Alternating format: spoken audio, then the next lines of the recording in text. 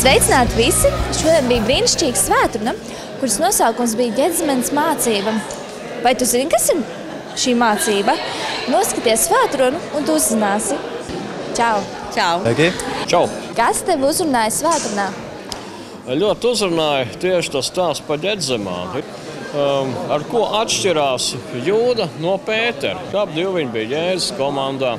Abiem viņiem bija dota vienāda iespēja kalpot, nest augus, kļūt par apustuļiem, un viens kļūt par nodevēju. Otrs arī nodeva principā Jēzus, bet viņam tika dota atgriešanās iespēja, un viņš arī atgriezās runa par Pēteru. Uzrunāja tas, kad es sapratu vēlreiz, kad ir vajadzīga būt šai lūkšanai. Kas notika Ģedzemenes dārzā? Ģedzemenes dārzā Jēzus lūdz Dievu.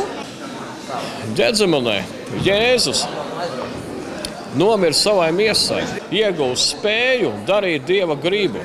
Nevis to, ko viņa miesa gribēja, bet to, ko gribēja viņa Tēvs debesīs. Kāda ir atšķirības starp lūdzējiem un haltūristiem?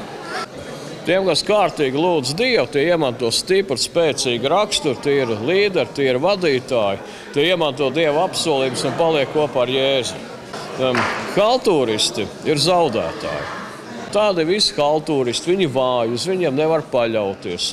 Viņi daudz grib sasniegt, daudz grib izdarīt, bet viņi reāli neko nevar. Viņi vienkārši izšķīst pie pirmā, otrā pārbaudījuma. Tie cilvēki, kas kārtīgi lūdz Dievu, tie ir stipri, veiksmīgi. Haltūristi ir tie, kuri kļūst ar laiku, riskē kļūt par Jūdu, riskē nodot Jēzu. Šie cilvēki, kas lūdz Dievu, viņi kļūst stiprāki, viņi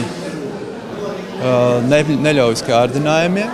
Haltūristi vienkārši viņi it kā izliekas, ka viņi lūdz, bet viņi to nedara. Kas ir jādara, ka tev kaut ko negribās darīt, bet tu saproti, ka Dievs grib, ka tu to dari? Vienīgā iespēja nāk kambarī, Dievu vajag priekšā, saukt uz viņu. Tēvs dod man spēku, pildīt tavu gribu. Tēvs dod man spēku savākt sevi un tavs prāts, nevis mans, lai notiek. Ko tu novēlētu cilvēkiem, kas tev ir apkārt un tie, kas skatās šo klipiņu? Pirmais, ko novēl, pirmais un svarīgākais – kambars, regulārs, disciplinēts attiecības ar Dievu, ik rīts, vismaz stundu kā minimums. Tad būs viss pārējais.